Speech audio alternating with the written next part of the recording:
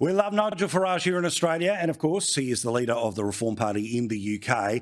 I have been waiting all weekend and all this week to have a chat to him about the nonsense that happened at the Glastonbury Music Festival. Yes, musicians like to be over the top, but this is just an outright crime, isn't it? Death, death to the IDF, death, death to the IDF, death, death to the IDF. Nigel, fair income. That is an extraordinary performance. The BBC, of course, let it all go through. What was your reaction to it? Oh, absolute disgrace. I mean, appalling, advocating death, the usual pro-Palestine chants before that. We also had another group on who are basically supporters of the IRA, who've called for riots, who've called for the killing of MPs.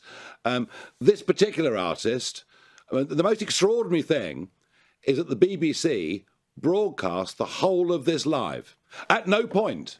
And given that the BBC had 400 staff, can you believe it? 400 staff at Glastonbury, at no point did anybody stop or pull this broadcast. In the past, he'd said all sorts of appalling public things, digging up Margaret Thatcher, you name it, and the BBC had been found wanting. And, you know, there is always a debate in Britain about should we go on funding the BBC, should people go to prison if they don't pay the licence fee, and frankly, this row is going to run and run. What was allowed to happen and broadcast is a disgrace. What about the idea that in the UK there can be pretty serious criminal penalties for such public behaviours? We know that there's free speech and we want to defend unpleasant speech, but sorry, outright demanding the death of people is beyond any line any of us can defend here. Do you think this is going to become a proper criminal matter, or police tick and flick this one? I'm really sorry, Paul, but we don't know we have free speech in the UK. That's the point.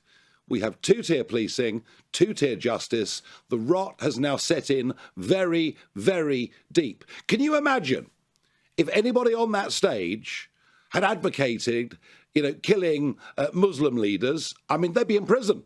Yep. They'd be in prison.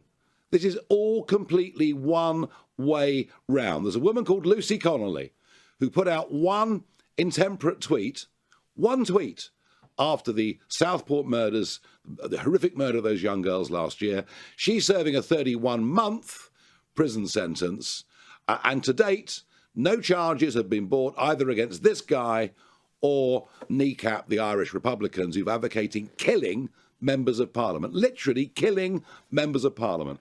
So we have a completely twisted, bent judiciary and police force now. I'm sorry to say that, but that's how it appears to me and many millions of Brits.